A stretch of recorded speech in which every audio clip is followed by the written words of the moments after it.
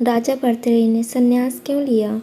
बहुत समय पहले की बात है, जब उज्जैनी नगर वर्तमान में उज्जैन के राजा गंधर्वसेन हुआ करते थे। राजा गंधर्वसेन की 2 पत्नियां थीं, जिनसे पहली पत्नी से उनके पुत्र का नाम भर्तृहरि और दूसरी पत्नी से उनके पुत्र का नाम विक्रमादित्य था। समय के चक्र में जब राजा गंधर्वसेन वृद्ध हो गए तो उन्होंने अपने बड़े पुत्र भर्तृहरि को राजपाट सौंप दिया और स्वयं सुखपूर्वक अपनी वृद्धावस्था व्यतीत करने लगे। भर्तृहरि के राजा बनने के बाद प्रजा की खुशियों का कोई ठिकाना न था।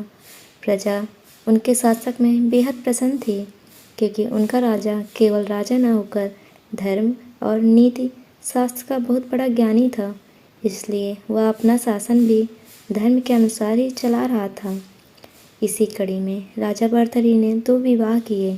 2 विवाह होने के पश्चात राजा ने पिंगला नामक एक युवती से तीसरा विवाह रचाया। पिंगला अत्यंत सुंदर थी और राजा भर्तृहरि उसके प्रेम में पागल हो चुके थे। विवाह के पश्चात उनका ज़्यादातर समय पिंगला के पास ही गुजरता था।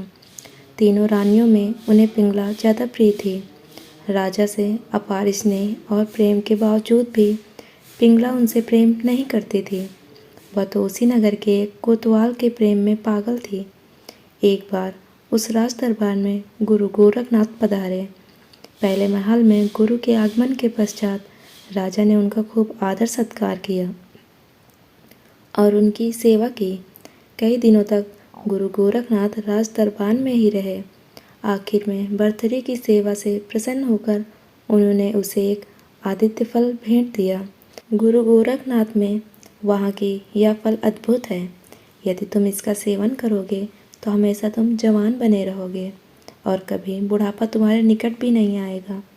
राजा ने सोचा कि मैं तो राजा हूँ, मुझे इस फल की क्या आवश्यकता, लेकिन यदि यह फल पिंगला खा लेगी तो वह सदा इसी प्रकार सुंदर बनी रहेगी। इसलिए राजा ने वह फल अपनी रानी पिंगला को दे दिया। उसे वह भी बताया, यदि वह इस फल का सेवन करेगी तो सदैव सुंदर बनी रहेगी। पिंगला ने सोचा कि यदि फल मैं अपने प्रेमी कोतवाल को दे दूं तो वह सदैव मुझे इसी प्रकार से प्रेम करेगा। इसलिए पिंगला ने वह फल ले जाकर कोतवाल को दे दिया। लेकिन कोतवाल पिंगला से प्रेम नहीं करता था। वह तो नगर के एक वैश्य के प्रेम में पागल था। पिंगला ने वह फल कोतवाल को दे दिया, लेकिन कोतवाल ने ले जाकर वह उस वैश्य को यह फल दे दिया।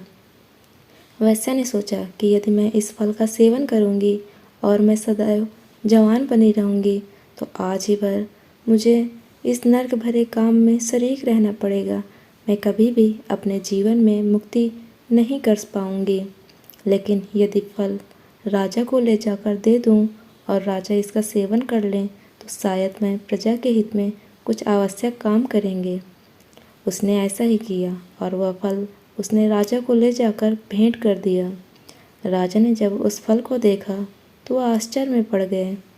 उन्होंने पूछा, तुम्हें यह फल किसने दिया? तब उसने बताया कि यह फल तो मुझे नगर के एक कोतवाल ने दिया। राजा ने सोचा कि शायद किसी ने पिंगला से यह फल चोरी करके कोतवाल को दे दिया। राजा ने कोतवाल को बुलवाया और पूछा कि तुम्हें यह फल किस प्रकार प्राप्त हुआ? कोतवाल ने बताया, यह फल मुझे रानी पिंगला ने लाकर दिया और वह मुझसे प्रेम करती हैं, लेकिन मुझे उनसे कोई प्रेम नहीं है। यह सुनकर राजा के पैरों के तले जमीन खिसक गई। उन्हें मानो कोई जोर का झटका लगा हो।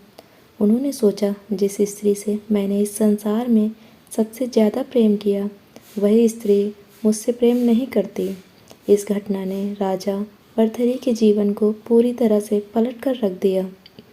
अब राजा भर्तृहरि इस संसार से कोई रुचि नहीं रह गई।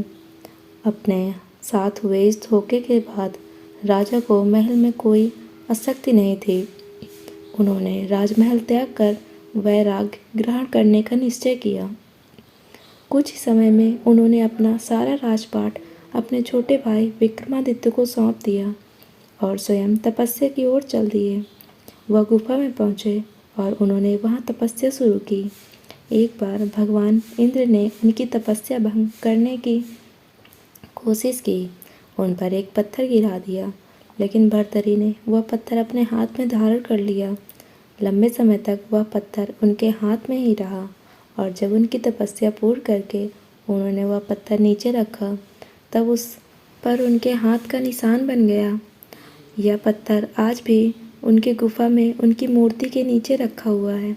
समय के साथ साथ उन्होंने कठिन से कठिन तपस्या की और गुरु गोरखनाथ को अपना गुरु बनाया।